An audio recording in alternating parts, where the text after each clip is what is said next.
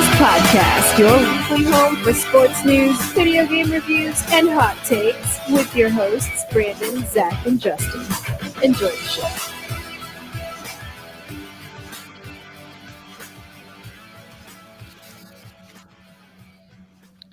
What is up, guys? Welcome to a very special episode of the Nest Podcast, where we're going down on the farm with our good old buddy Aaron from Ole Appalachian Hemp Company. Longtime listeners, all four of you will remember on back episode 6 when we had Aaron come on and kind of give us a rundown of what he was doing on the farm. And he was under a pilot program at the time for the state of Tennessee to be one of the first legal hemp growers in the state. Aaron, what's been going on, man? How's the hemp business treating you? Oh, it's hard, but good. You know, I enjoy being out there. Last time you were on, you said that it was your dream to be working in that industry. Yeah. Are you still living the dream? The dream has been adjusted somewhat to meet more realistic expectations, but yeah, I'm not. Nobody's my boss, so that's pretty cool for the first time. That's nice. So I like that. Yeah, and of course tonight we're also joined by my regular co-hosts Zach and Justin. Fellas, what's going on? Same old. You know, it's Friday night. It's been a long time since we've broadcast on a Friday night. We're usually a little too busy, but here we are. And Aaron, we're glad that you're able to join us. For the listeners who weren't around for episode 6, why don't you kind of give a recap and tell us what you do and what it is that you grow and sell there on the farm? Well, initially I planned to be just a grower, but necessity has dictated that I don the old salesman hat again. Do a lot of phone calling post-harvest. But yeah, I grow the plants and then send them off to processors. And this processor turns it into isolate or distillate, things to make your oils or your topicals, like your bath bombs or your tinctures, gummies, edibles, pretty much any CBD product. You need either isolate or distillate, to make that product. Well, what's crazy about CBD is in the time that we last had you on to now, it has absolutely blown up. I mean, I see it in the tiniest of convenience stores all the way to, I'm sure Walmart has CBD products now. Yeah. I mean, it's become almost absolutely mainstream. Well, yeah, there's a definite market for, kind of like a more holistic medicine. I try not to tread around that word. I'm not legally allowed to make health claims about CBD being a part of the state program. But there's definitely a market for cannabis without the more psychoactive side effects. Sure. Especially, anti-inflammatory, anti-nausea. Mm-hmm. And yeah, speaking of that pilot program and all that, why don't you tell us a little bit about what that is, Aaron? Well, it's not so much in the pilot phase anymore. It's just a straight agricultural program. Okay. I'm sure every state has now. I only really pay attention to Tennessee and federal regulations. Makes sense. That's what applies to you. Yeah, it's an agricultural commodity now. Since last time we talked, people are gearing up to start offering crop insurances, which would have been amazing this year. Yeah, to be able to have crop insurance to stop from thieves, which I experienced, or uncontrollable pests. Holy crap! Like russet mites. Mites are the bane of any farmer, any grower, especially. If you're a criminal and you're looking to sneak onto someone's property to steal what you probably assume are marijuana plants, and then you end up stealing a crop of CBD plants, how disappointed are you when you get back to your house? I don't know. I guess it depends on how smart the criminal is. Because, even if you got buds that don't get you high, you still got things that look like buds. So all you got to do is meet a few suckers Yep. High school kids or something. Anybody. Oh man, I that did. sucks. Boom. That sucks. In fact, is it's been bad. kind of a problem I hear lately is people think they're getting one thing and it's turns out to be hemp. And it's just it's crazy. So how's I'm coming completely dumb on this, but what's the difference between the ones that have THC and CBD? Like as far as starting to grow process, like how are they different?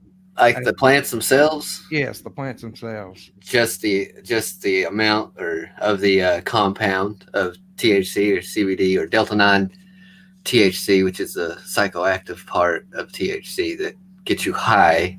So there's really no difference. They grow the same. You can put one and the other right beside each other, same method, same plant. It'll flower. It'll look the same, smell the same. You dry, you cure it the same. The only difference is it has a little bit more CBD or a little bit more THC, or in today's standards, a lot more THC. So it's at a genetic level. It's basic difference between a male and a woman. Mm-hmm. It's in the DNA. Yeah, more like potato and vodka. There you go. Same product, same root, but different product. Gotcha. Yeah. I mean, even cocaine starts from a plant. It's but twisted up, so. Sure. Yeah. Chocolate and cocaine. See? The coca plant. Yeah. Very good point. So let me ask you this. Zach mentioned that you can find CBD literally anywhere at any gas station. Is there something people should be looking out for? Because I know if I were to see it at like one of these small gas stations, I would be scared to try their CBD. I mean, with anything you're putting in your body, you should probably do your research on it first. There's all kinds of retail CBD shops, and every one of them is, independently small owned. Or I'm sure if you look hard enough, you can find a local grower who's willing to sell you some flower if you want some CBD flower. There's a market for boutique hemp flower. I grew mainly for a little half and half, flower and biomass. Anything I couldn't get flower out of went straight to biomass to turn into oil. Yeah, I would say that since it is everywhere, you really don't know the quality of the product. So do some research instead of just picking something up out of. I would say definitely go to a retail store and pick it up. Just Google your CBD near me and find a retail store, and most likely they've got it from somewhere that came from a small farm like myself. Yeah. Yeah, and that's a good point. Like if someone were to want specifically what you grow at Ole Appalachian Hemp Farm, where could they go? What could they do to get that specific product? Like I said, I want to start to be a farmer, so I'm still trying to retain that hat. But they can Google Green Hemp Company .com or Google Green Hemp Company and GREENE. And a lot of their products, their soaps, their tinctures, some of their flour. A lot of it is my stuff. It's how I move a lot of my own product, my harvest right now. So and that's find that on Instagram or Google that. And that's right there in East Tennessee, where you're located. Don't want to give your exact location, but there in East Tennessee. Right. And that's also where Justin is. Our normal listeners are used to hearing that East Tennessee accent, so you fit right here, Aaron. Well, good. It's the main reason I don't join in voice chats on online games. You can't be no worse than me, man. I'm probably the worst. No, I think Justin has the hat on that one secured. Now I have played video games with Aaron online, and his accent does draw quite a bit of attention whenever he starts playing. They're like, "God damn, boy, where are you from?" Oh, yes.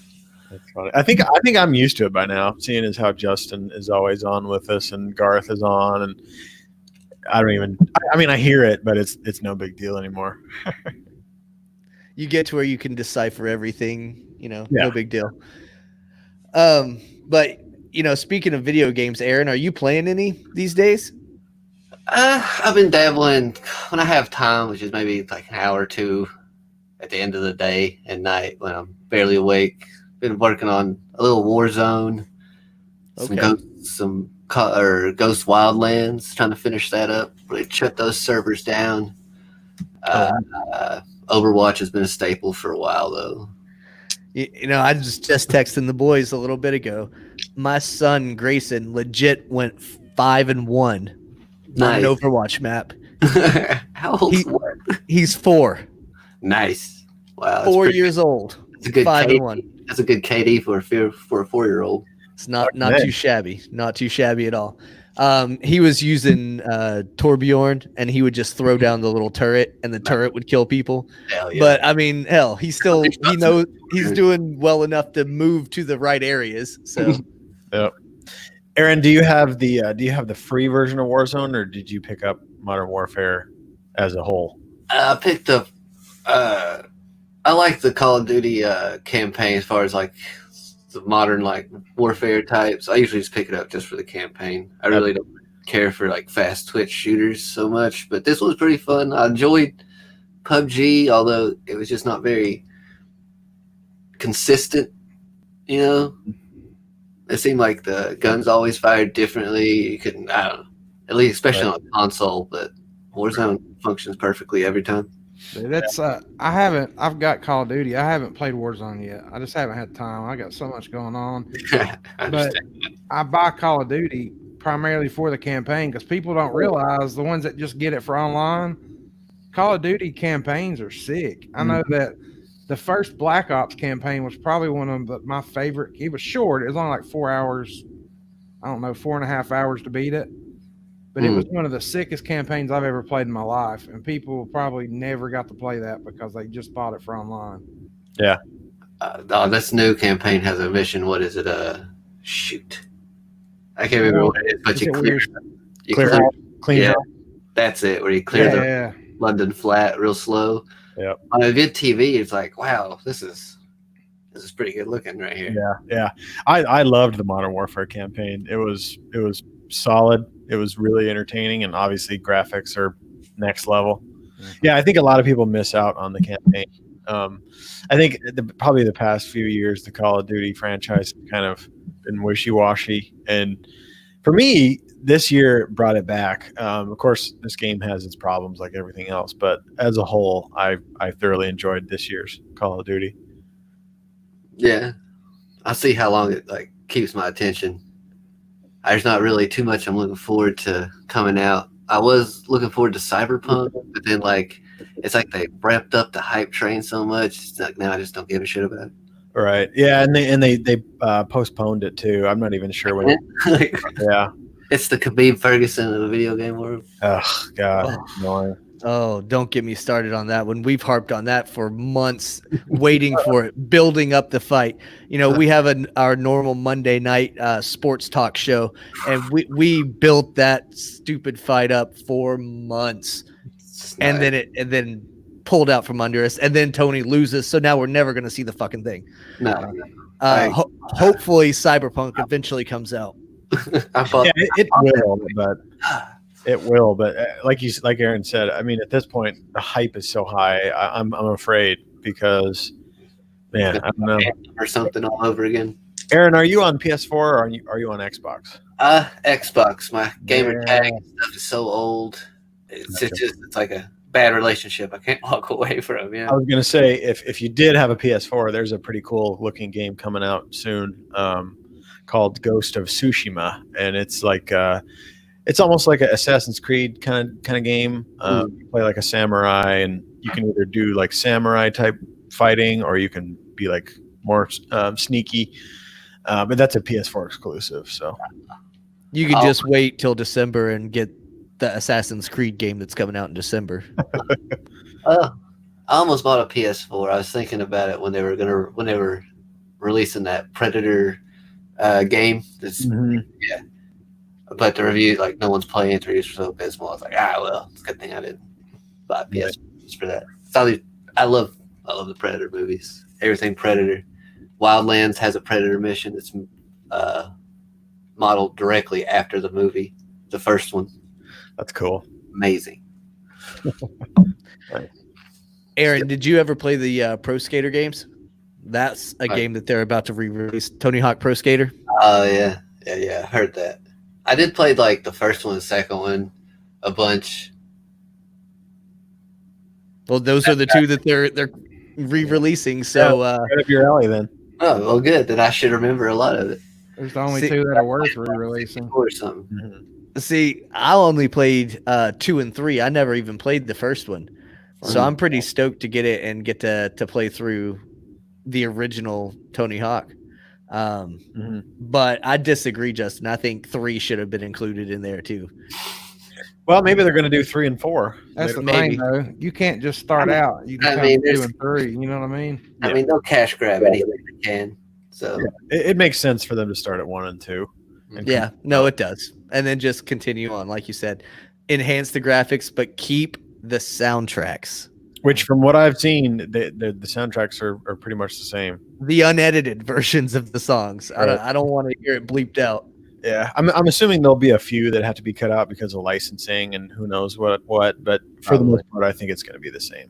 Yeah, absolutely excited for that one. I think that one's what, September? Something like that. Yeah, September, October. That'll be fun. You know, a lot of those songs, though, they'll be more than happy to get some more money. A lot of those guys have fallen off. Oh, That's yeah. true. Yeah, no one listens to that kind of music anymore. It's like, look, we'll give you $100. I'm in. I bet they do pump some new songs on there though to try to, throw a bone to some of these other artists that have come along since. Yeah, absolutely. I read they were coming out with an actual album to release with it as well. So not just the game, but you could buy the soundtrack. Oh, like a digital album, I suppose. Yeah, digital album. That's like a. Sorry. No, not that kind. But they said they were coming out around the same time that way, because a lot of people played those games, like you said, for the music. I mean, I know friends that would turn it on and just like let it play in the background so they could have the music playing in their bedroom. Yep. That brought up a good question. What do you call it when a band drops a new grouping of songs? Because it's not a CD anymore. It's not an album. It's an MP3 release of a bunch of songs. I think just for the idea of a record, they call it a record, but there is no record. No. You want me to tell you how crazy it's gotten? You know how I've been telling you guys I was looking for a screen for my truck. Mm-hmm. Well, I got one. I bought one today, but when I went over and I was talking to the guy forever, and like toward the end of the conversation, I was like, and this, of course, it's got a CD player, right? And the guy looked at me real weird, right? And he was like, "Who listens to CDs anymore?" And I was like, "What?" Exactly. Yeah. And he said, "We don't sell them with CD players anymore." He said, "But if you want to add a CD player to it, I think it was like $50, or it was real cheap." But like when he made me feel like I was 120 years old. I mean, he's probably not wrong. I don't even remember the last time I used a CD. My wife still uses them. I don't, but when he told me that, and I was like $50, I can't remember ever putting a CD in my truck. So, but I mean, it was crazy because he's spending all this money on all this shit, and then what we grew up on is no longer a thing. I bet this is how our parents felt whenever cars no longer had 8 tracks. 100%. And grandparents felt. Oh yeah. What you guys can play what you want on demand? Yeah. Spoiled bastards. they don't even make cars with the cigarette lighters anymore. They just the cigarette ports just come blank. Or I've got the port, but no lighter. Yep. Yeah, they give you the port because you can use that for other things to charge your phone, blow up an air mattress or whatever. Mm-hmm. You can still use them, lighters, like you have to buy them separate though. Yep. Yeah, just get on Amazon like anything else. No, I mean some poor menial that used to come in your car though. Yep. It used to be standard. Yep. But also started smoking. Yeah, what about Kill Bill? Like if Kill Bill had a newer car and didn't have that lighter option, she wouldn't have escaped in that one. I think it was Volume 2. It's a good point. That's a good point. That's true. They're still out of safety equipment. Maybe that's why Tarantino's retiring. Yeah, he's like, I can't use this escape sequence no more. I'm done. We've cracked the code. That's great.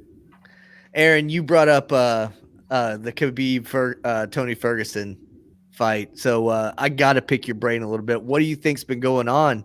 What did you think of the Gaethje Ferguson impromptu fight that destroyed everything?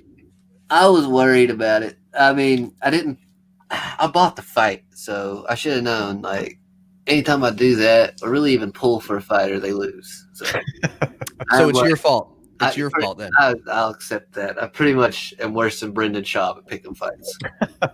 Okay, I'm going to go ahead and tweet to Tony Ferguson right now that we've got the guy. We've got the guy that's at fault for. I didn't. Oh my god, I didn't see Tony or Gaethje coming out and being a tactical power puncher. We did. Did we? I told you he should never take that fight. That was a terrible idea. I mean, I agree with that, but I don't know. I think he was either, I don't know if overtrained's the right word. I think maybe not even over prepared. I think he was prepared for a whole different war. Yeah, and they said that they were prepared for a grappler and they got a striker. And that's kind of an interesting thing to say on Tony's part, because I would imagine that Tony is a good enough fighter to be able to change, but maybe he's very methodical in his training, and that means a lot to him. I don't know. I mean, he's kicking lead pipes in his training. It's hard to know. Hitting the bow against metal and shit. It's just they both have amazing wrestling pedigrees. I don't understand why we didn't see a shot from Tony. I mean, we seen like a way too late in the game Imanari roll. That should have been like first, second round type shot. It was so tired and lazy whenever he got to that Imanari roll. He just half-assed it. I mean, it was a last-ditch effort. I mean, I don't know. It didn't look like how you usually see him go for it, which is crazy. You ever see a fighter usually go for one. It's not something you expect fighters to go for, except for Tony. Yeah. I really wanted to see Tony try to take it to the ground after we saw Justin Gaethje come in there and start picking him apart. Once he started eating those shots, it's like, dude, you've got to get this on the ground. Get him into your world. Exactly. I force it in there. Yeah. I don't know. I mean, it's easy for us to sit here and say that, but geez, it's like, man, you think he would be able to like change course in the fight, like, and you hear his corner looking great. Yeah, I mean, that's why we host a podcast instead of fight. So, and what's funny is we still haven't seen Gaethje on the ground, and he has a wrestling background. He wrestled. You want to see Gaethje on the ground, you got to YouTube him in college, I guess. I guess it's so crazy. I mean, well, one would think that you're going to see that when he goes up with Khabib, because that's his whole game plan is to wrestle you down to the ground and leg hump you for 5 rounds. Yeah. It'll be interesting to see if Gaethje can stop it. I don't foresee him being able to stop it, just from what you hear people who train with Khabib say in interviews and stuff about how he's like taking DC down and shit. Yeah, DC says he can take anyone in the gym down. But, there is one huge card that's on the table right now that I don't think a lot of people are really factoring. But Khabib's father is in a medically induced coma with all kind of like different bad things going on. If he dies, I could see Khabib being like, I'm done fighting. I don't want to do this anymore. Like, I quit. His dad is his coach, isn't he? Yeah, and that's what I'm saying. Like, if he dies, like, Khabib might just be like, this is number one bullshit. I'm out. Yeah, I could see that. I mean, because he said, like, he needs to fight Tony for his legacy, but I don't know if that really holds true anymore now. So, well, I can tell you, Ferguson's a robot. First of all, he took so many shots. I've never seen nobody take shots like that and not go down. But Gaethje, man, he's got some boxing background, man. Those shots he was throwing were clean. I mean, it wasn't like a normal fighter, huh? What's his coach's name again? Jeez, I'm not sure. It's always on the tip of always. Jeez, Yeah, but that's no lie. I mean, he's got striking like no other. It's his feet work, dude, and all that stuff was just, I don't know, man. Like, I like to see, like you said, I'd like to see him go to the ground, but I don't see very many people standing up with him right now.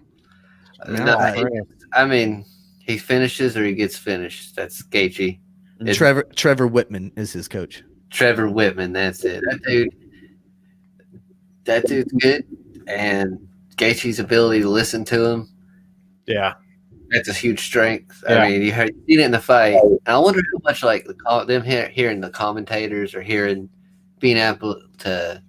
I guess they can probably always hear the corners shouting, the fighters right there. But you to can hear the commentators, well, what it needs to do is, do this, and they can actually hear that. Like, oh, that's a fucking good idea. Yeah.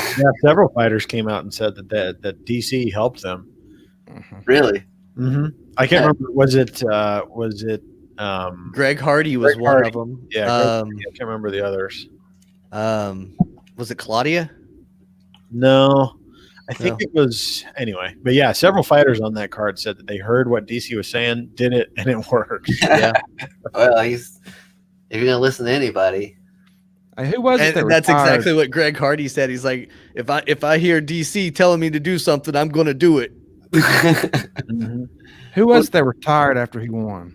Henry Cejudo. Yes, he was on a podcast I was listening to, and he said when there was nobody there, that they had to use code words as far as telling them what to do. Normally they'll just yell it out, but they used code words, and he said that he loved it, that he could hear everything his corner was saying, and he said it was just like being in a room with just him in his corner. He said he liked it better than fighting with a crowd, which is kind of crazy to think about. Yeah.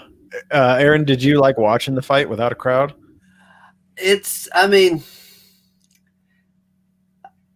I don't know. It was a little strange, I suppose, but it kind of reminded me of the old Pride fights where it was just so silent you could hear someone sneeze. I mean, it wasn't so weird, I guess. But I mean, I don't really understand why they had it in a big empty arena. I mean, you could have, spent 20, 30 grand on some crazy lights for like a room in a hotel conference room or something, They could have had a school cafeteria and it would have been way big enough. Oh, yeah. Yeah. The WWE is set up at their performance center in Orlando, Florida, which is essentially a high school basketball gym. Perfect. Well, they are essential. They didn't afford to go say that they were. That's what opened the door for UFC to even come here, was WWE getting listed as essential. That and not to get all crazy political, but McMahon has ties with Trump. Trump and Rick DeSantis are cool. So Dana White's a big Trump supporter. Dana White's a big Trump supporter. It opened the door for them to come into Florida. And now they've opened the door for youth sports to even come back, which a lot of states think that that's a ridiculous decision, like to even fathom to bring back youth sports right now. Wow. So I don't know. I know here they can start lifting weights June 1st, football can. But like travel basketball for Marley, we still can't have more than 50 people in a gym, which is impossible, because they've got 2-3 games going on at once. So they said that we might not even get to play until October in basketball, but football can start right now on June 1st. Wow. Yeah, it's almost like they're picking and choosing which sports they want to come back at this time. And who knows what's going to happen with the major leagues and the NBA and potentially the NFL coming up. And, our Monday night show will always be keeping up to date on all of that stuff. So if you're listening and this is your first time listening to our show, please tune in on Monday nights. We talk about nothing but sports. So we'll be happy to have you. Aaron, going back to the farm, man, I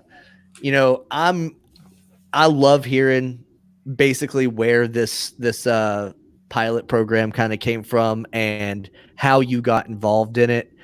I know you kind of touched on it earlier, but how did you go about getting into this whole program where you got to live your dream? Oh man, I pissed off a lot of state representatives, I'm sure. I followed this. I followed the bill, at least at the state level, from a bill to law for a while, calling state reps who were opposed to any type of cannabis reform, be it hemp, medical, anything. And I was probably a little gruffer back then than I am now. So it probably met with a lot of hostility as far as my tactics were to put them in the moral hot seat pretty much on it. But that's how I knew about the program was starting up, how to get into it. Because I followed that as coming from a farm, old tobacco farm, looking for any way to bring it back profitable. That was one of them. That was one of the ways I've been researching for a while, and now here we are. Yeah. Yeah, that's cool. You transformed an old tobacco farm into a new hemp CBD farm and kept it current with the ages, and you introduced a new product into the Tennessee economy and into the environment there. So that's an awesome thing that you've done, and I'm glad that you're able to live the life that you've set out to want to live. Well, I appreciate it. I can't, take all the credit. There's a lot of folks in the state that helped out. Ryan Rush comes to mind out of, I think he's in Knoxville now, or is he Nashville or Dandridge? Anyway, Ryan Rush Hemp Farms. You can look him up on Instagram or Google him. He did a lot. But people like him, a lot of lobbyists, a lot of others like me, farmers, banding together, so many people to sway. And in Tennessee, it's so hard to sway that kind of mindset. Not to be political or anything, it's kind of just deep rooted, reefer madness type things. Yep. But I think you give anybody nowadays the choice between that or the opioids, I think they're going to go with the plant. Absolutely. Yeah, I mean that's a good point. And anybody who's voting anyway. Hey, do you have any push to try to legalize the marijuana in the state of Tennessee, or are you good with just the CBD? I mean, I think you should be able to grow whatever you want, honestly. But I could see it opening it up here too. The only thing I worry about is how it happens everywhere, is to where the only people that can get in are the only people who have money. And that seems what it's going to be. Licensing for it will probably be insane amount of money.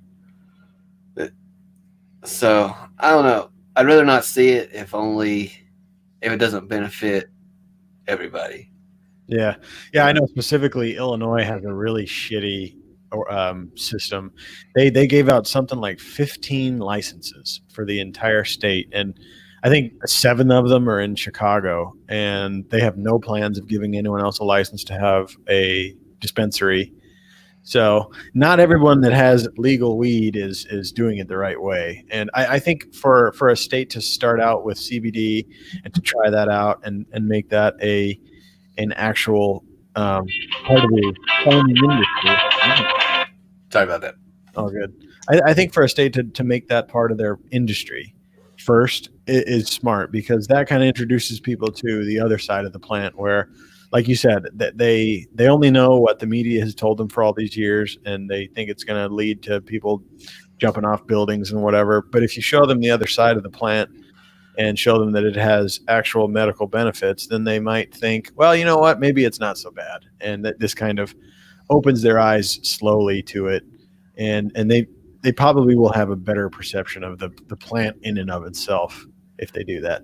I think, the court of public opinion on cannabis is at its all-time high and only climbing. I think enough people have been alive and around it long enough to know that there are some seriously more dangerous things out there than that. Right. You can take too many Tylenol, be your last headache ever. You can drink way too much water and die.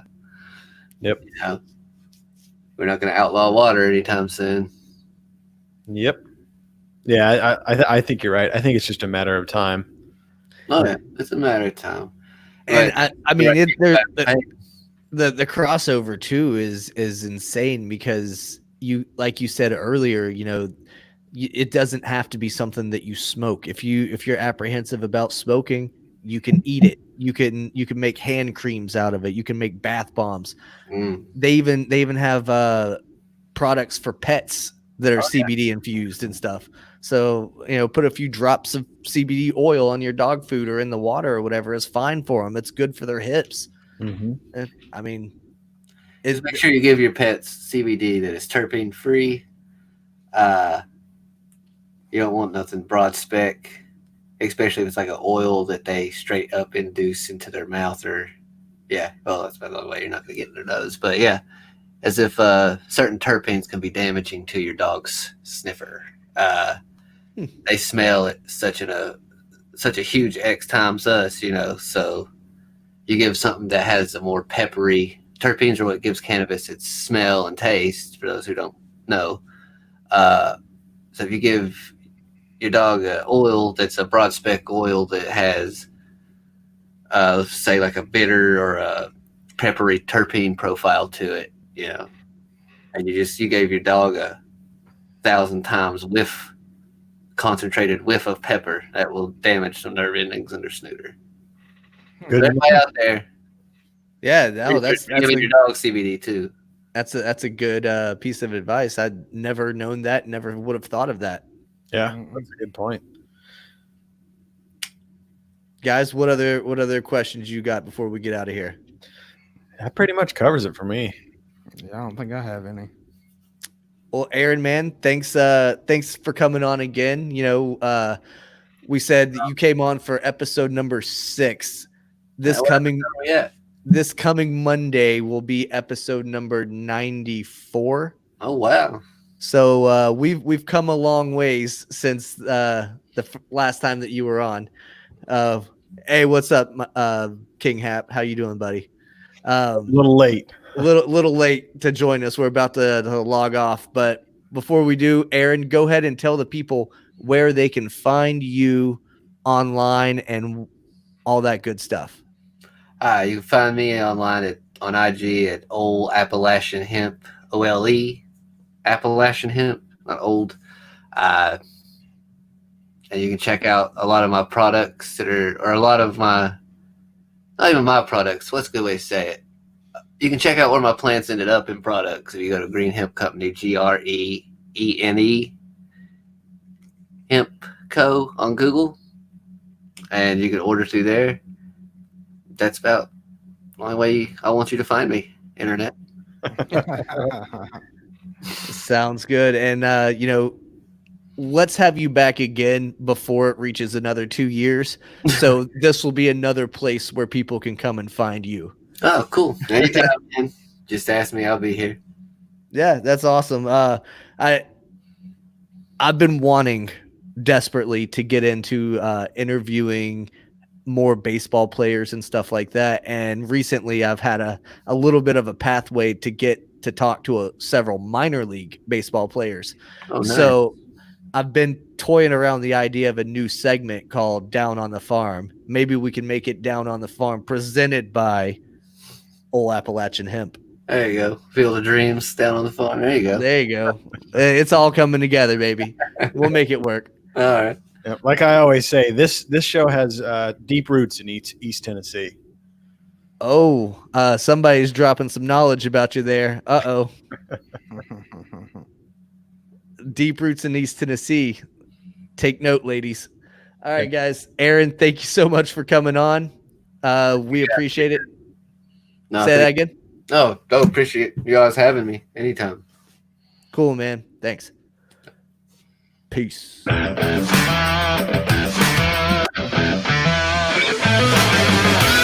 for listening. New episodes are recorded every week.